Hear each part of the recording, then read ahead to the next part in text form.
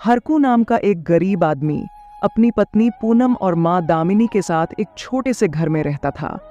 हरकू और पूनम की शादी कुछ दिन पहले ही हुई थी। हरकू, बेटा क्या हुआ? आज भी कोई काम नहीं मिला क्या?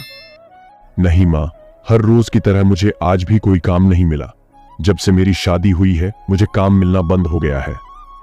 पता नहीं सभी लोग मुझे काम क्यों नहीं दे रहे। जी, आपको अगर कोई काम नहीं मिल रहा है तो आप कोई कारोबार कीजिए ना। क्या काम करेगा बहू? हरकू, हमारे पास तो एक भी पैसा नहीं है, ऊपर से गरीबी हद से ज्यादा। माँ जी, आप टेंशन मत ना लीजिए, मेरे पास एक उपाय है जी। आप एक काम करिए, आप प्याज के समोसे बेचने का काम शुरू कर दीजिए। सस्ते में सस्ता और मुनाफा भी अच्छा। प्याज समोसा, ये क्या चीज होती है? हाँ बहू, यह क्या चीज होती है? मैं तो पहली बार सुन रही हूं प्याज के समोसे। एक काम करती हूँ, मैं आपको बनाकर खिलाती हूँ प्याज के समोसे। आप थोड़ी देर रुकिए। पूनम घर में रखी कुछ प्याज को लेकर उनसे समोसे बनाती है और उन समोसों को पूनम हरकू और उसकी मां दामिनी को खिलाती है, जिसे खाकर दामिनी और हरकू के होश उड़ जाते हैं। वाह बहू, क्या स्वादिष्ट प्याज समोसे बनाए हैं। खाने में तो बड़े ही मजेदार हैं ये। हाँ पूनम, बड़े स्वादिष्ट लग रहे हैं ये तुम्हारे हाथ के प्याज के समोसे। अरे ऐसे प्याज के समोसे तो मैंने कभी नहीं खाए। जब आप इन प्याज समोसों को खाकर आप इनकी इतनी तारीफ कर रहे हो, तो जब लोग हमारे हाथ के ये प्याज समोसे खाएंगे तो सोचिए कितनी तारीफ करेंगे और हमारा कारोबार कितना चलेगा, सोचिए। हाँ सही कहा तुमने पूनम, ये प्याज समोसे का कारोबार तो सच में बहुत अच्छा चलेगा।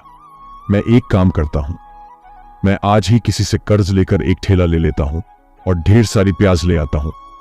हम कल से ही प्याज समोसे बनाकर बेचना शुरू करेंगे।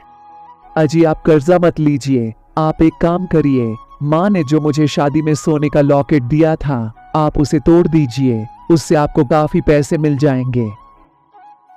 अरे वाह, बहू हो तो पूनम जैसी। ऊपर वाले तेरा बहुत शुक्र है कि तूने हमें पूनम जैसी बहू दी। उसके बाद हरकू पूनम के लॉकेट को तोड़कर एक पुराना ठेला ले लेता है और 25 किलो अच्छी प्याज घर ले आता है, जिसके बाद पूनम पूरी रात बैठकर हरकू को प्याज समोसे बनाना सिखाती है। देखते ही देखते हरकू भी पूनम के जैसे प्याज के समोसे बनाने लगता है। अगले दिन हरकू काफी सारे समोसे लेकर गांव में आता है और गांव के एक स्थान पर अपना ठेला लेकर खड़ा हो जाता है। तभी एक आदमी हरकू के ठेले पर समोसे खाने आता है। अरे ये काय के समोसे बेच रहे हो भाई? अरे ये प्याज के समोसे है भाई, ये बहुत ज्यादा स्वादिष्ट समोसे होते हैं। अच्छा, कितने का दे रहे हो एक समोसा? केवल 10 रुपए का एक है। अच्छा, ये लो 10 रुपए, और मुझे एक समोसा दो जल्दी। हरकू पैसे लेकर मनीष को एक प्याज का समोसा देता है और मनीष उसे समोसे को खाकर कहता है, अरे वाह, बड़े ही स्वादिष्ट प्याज समोसे हैं ये तो, मजा ही आ गया। मनीष स्वाद ही स्वाद में 4 से 5 प्लेट प्याज के समोसे खा जाता है। इसी तरह हरकू के पास धीरे धीरे करके काफी सारे लोग आ जाते हैं और वह सारे प्याज के समोसे खाते हैं। आज हरकू के सारे प्याज के समोसे बिक चुके थे। अरे वह आज तो काफी पैसों की कमाई हो गई, चलो घर चलते हैं।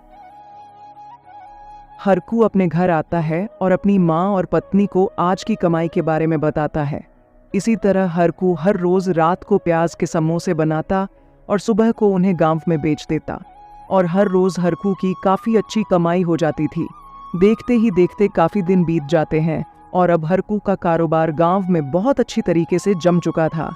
एक दिन शाम में हरकू सुभाष नाम के आदमी के पास प्याज लेने आता है।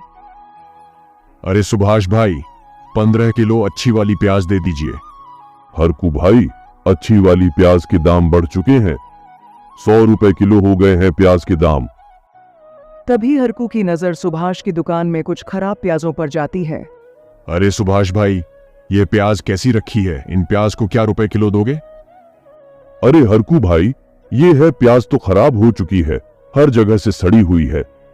अच्छा, क्या रुपए किलो दोगे से? 20 रुपए किलो दे दूंगा। प्याज समोसे बनाने के लिए तो कोई भी प्याज चल सकती है, फिर मैं इतनी प्याज क्यों ले रहा हूं? प्याज समोसे तो खराब प्याज से भी बन सकते हैं ना। एक काम करता हूं, ये 20 रुपए किलो वाली प्याज ले लेता हूं। इससे मेरी आमदनी भी अच्छी होगी और प्याज सस्ते दाम में भी मिल जाएगी। अपना कारोबार देखकर हरकू के मन में अब लालच जाग चुका था, इसीलिए वह अच्छी वाली प्याज के बजाय खराब 20 रुपए वाली प्याज में से खराब वाली 30 किलो प्याज ले लेता है और उसे घर ले आता है। जी, इतनी सारी खराब प्याज कहाँ से ले आए आप? पूनम सस्ती मिल रही थी इसलिए मैंने ले ली। पर इससे प्याज समोसे अच्छे नहीं बनेंगे। अच्छे बनेंगे पूनम, तुम चिंता मत करो। वैसे भी लोग हमारे प्याज समोसे के इतने दीवाने हो चुके हैं कि हम खराब प्याज के समोसे बनाकर भी बेचेंगे तो लोग उसे भी खरीद लेंगे। एक तो सस्ते दाम में प्याज ज्यादा आ गई और ऊपर से मुनाफा भी ज्यादा होगा। हम लोगों को खाने की चीज बेचते हैं, अगर लोगों को खराब प्याज के समोसे खाकर कुछ हो गया तो? इसकी चिंता हम क्यों करें, हमें तो बस ज्यादा पैसे कमाने पर ध्यान देना चाहिए। अच्छा, अब तुम सो जाओ, बहुत ज्यादा रात हो गई है, मुझे समोसे भी बनाने हैं। हरकू पूनम की एक नहीं सुनता और खराब प्याज के समोसे बनाने लगता है।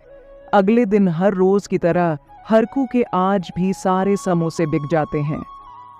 अरे वह खराब प्याज के समोसे भी बिक गए।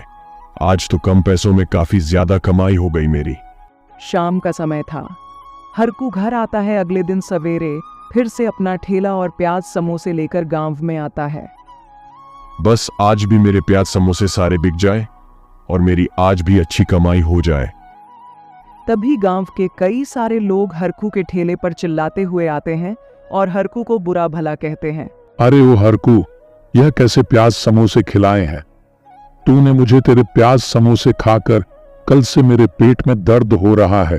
तेरे प्याज समोसों को तो मैं तुझे अभी बताता हूं, रुक। तभी वसीम गुस्से में आकर हरकू के ठेले के सारे प्याज समोसे फेंक देता है। खराब प्याज समोसे हमें खिला दिए। तेरे खराब प्याज समोसे खाकर मेरे पेट में कल से दर्द हो रहा है। अरे बाप रे, भाग बेटा हरकू, वरना बहुत मारेंगे ये तुझे। हरकू भागने ही वाला होता है, तभी सारे लोग हरकू को पकड़ लेते हैं और हरकू की खूब धुलाई करते हैं। हरकू जोर जोर से चिल्लाने लगता है, लेकिन लोग उसे पीटना बंद नहीं करते और उसके साथ साथ उसका ठेले को तोड़ फोड़ कर वहां से चले जाते हैं। बुरी तरह से मार खाकर हरकू जख्मी हालत में वहीं सड़क पर पड़ा था और उसका सारा सामान इधर उधर बिखरा हुआ उसके सामने पड़ा था। हरकू जैसे तैसे लड़खड़ाते हुए अपने घर आता है। हरकू की ऐसी हालत देखकर पूनम और दामिनी के होश उड़ जाते हैं। तभी हरकू उन्हें सारी बात विस्तार से बताता है। और करिए लालच और बनाए खराब प्याज के प्याज समोसे। पहले ही कहा था मैंने, लालच मत करिए, खराब प्याज के प्याज समोसे मत बनाइए। पर आपने मेरी एक नहीं सुनी और पिटाई हुई अलग और कारोबार हाथ से गया वह अलग। अब बैठिए जीवन भर बेरोजगार घर में। अच्छा भला कारोबार चल रहा था गांव में, उसे भी आपने बर्बाद कर दिया। सही कहा तुमने पूनम, यह सब मेरे कारण ही हुआ है। ना तो मैं लालच करता और ना मेरी धुलाई होती और ना मेरा कारोबार हाथ से जाता। और अब मेरी आंख खुल गई है पूनम। मैं वचन देता हूं तुम्हें, मैं आज के बाद कभी भी लालच नहीं करूंगा, हमेशा ईमानदारी से ही काम करूंगा। यही तो बात है, जब आंखें खोलने की बात आती है उस समय तुमने आंखें बंद कर ली और लालच जैसी बुरी लत को अपनाकर तुमने अपना जीवन बर्बाद कर लिया। और जब तक तुम्हारी आंखें खुली तो अब बहुत देर हो चुकी है। मैंने तो तुमसे मना ही किया था, लेकिन तुमने मेरी माँ ने ही कहा। तो देखा दोस्तों, आपने कैसे मेरे पति ने लालच किया और कैसे हमारा चलता चलाता कारोबार हाथ से गया। इसीलिए कहते हैं कभी लालच नहीं करना चाहिए। लालच इंसान को बर्बाद करके रख देता है। उम्मीद करती हूँ आपको ये कहानी बहुत पसंद आई होगी। तो मिलते हैं ऐसी ही मजेदार अगली नई कहानी के साथ।